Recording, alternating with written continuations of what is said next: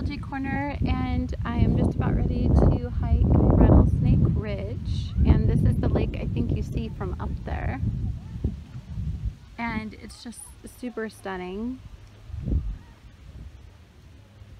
It's Mother's Day, so I decided to go hiking. My son works in the restaurant industry, so this is a huge day, so unfortunately I don't get to spend time with him.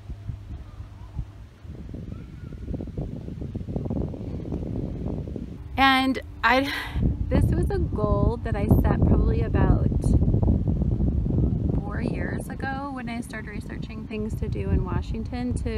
I came across Rattlesnake Ridge and I'm like, I am so gonna add that to my bucket list, and today I'm actually doing it.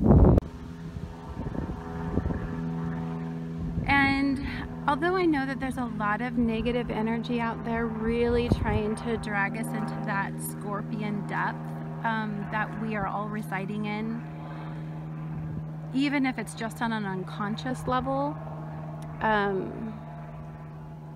am intentionally setting my day to really tap into the Taurian side. And for me, the earth is a great place to start because it's an earth-based energy, and looking at how beautiful our earth is really is just putting me in the mood to do everything I can to save its beauty, but also to appreciate it and to bring it to all of you so that you guys can feel motivated to connect with nature. No matter whatever your activity level is, or no matter how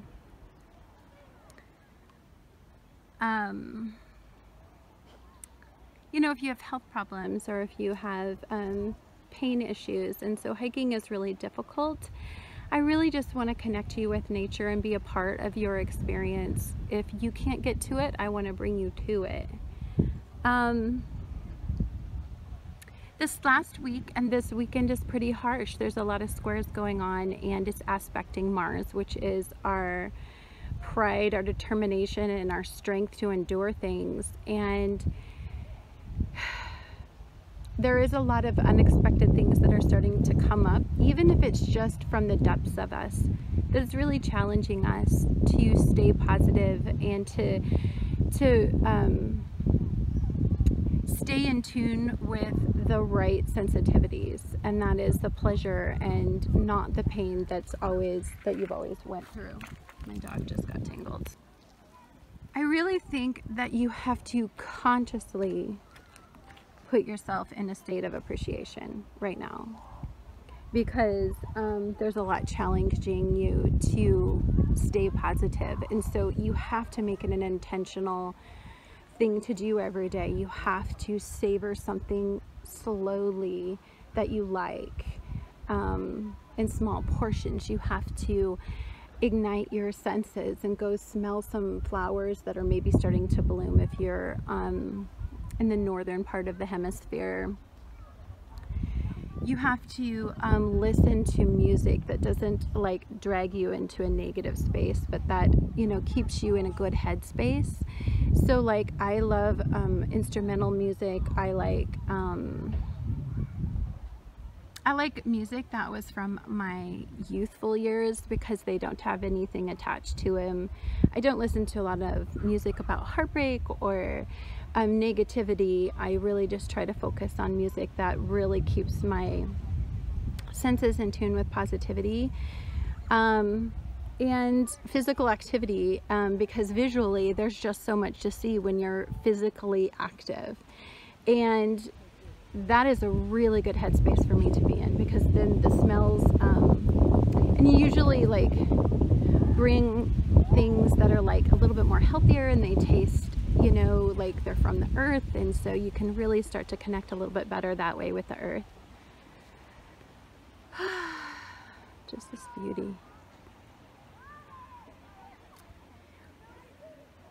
I could go on and on and on about the negative energy out there, but there's a lot of astrologers doing that, and so you're really well aware of like what's going on right now.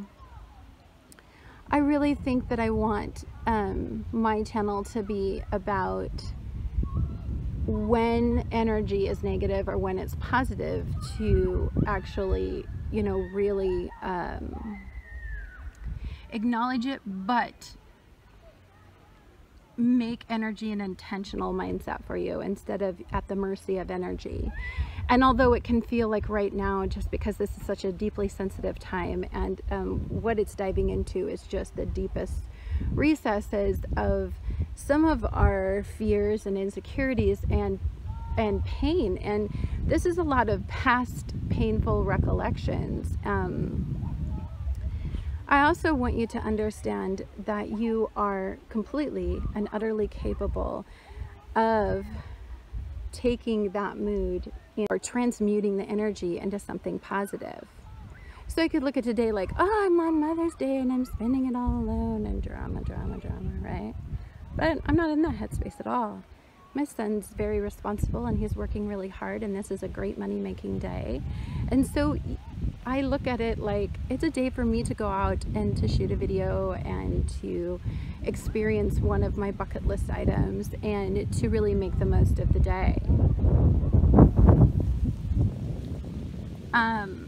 I didn't even have any negative energy today, and I know there's a lot out there, and I know that there's some pretty intense squares, but one of the things you can do to whenever you experience a Mars square, and especially if it's aspected with your Uranus, is go do something physical that you didn't plan and super unexpected, like all of a sudden to shift your decisions to, I'm just going to go out and be active and kind of burn off all this energy, and that readjusts your energy into a positive mindset, because your endorphins start to go, you start to release serotonin and dopamine, which are just naturally a pick-me-up or a pick-you-up in energy. So like as soon as you become physically active, and again, physically active doesn't have to mean that you are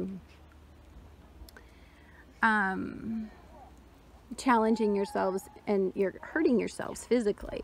It can just mean going to a park and sitting in nature and just sitting there in the quiet peace and finding a quiet spot by some water and just, you know, enjoying it. And it, you know, you had to have a little walk to get there. It doesn't have to be anything super crazy strenuous or overwhelming to you physically, but it still will give you that benefit. Squares are shoves and they're pushes, and they're difficult because it's pushing us to make decisions, and unexpected events are starting to influence our decision making and firing us up. But you can always dial that back. And I mean, energy is within your power to manipulate and to, in a sense, control. I mean, we're still subjected to outer energy that we can't control, and a square is still a square. But if you recognize that the square can be a challenge to maybe physically challenge yourself to do something that you didn't think you would have the energy to do, or that you didn't feel like doing, or something like that, so you can use those squares to your advantage to give you the momentum to go and, you know, drive a couple hours away and you know, see this kind of stuff. And the challenge can be sometimes what lies beneath all the excuses, what lies beneath all of the reasons why you don't feel like you can do it. And that can be difficult to overcome. I got up this morning and I did yoga, and I ate like a really healthy breakfast because strawberries are in season, and now I'm out here probably going to be hiking for the next 6 hours. So because I'm alone on Mother's Day, does that make it a wasted Mother's Day? Absolutely not. I'm doing exactly what I would dream of doing on my Mother's Day.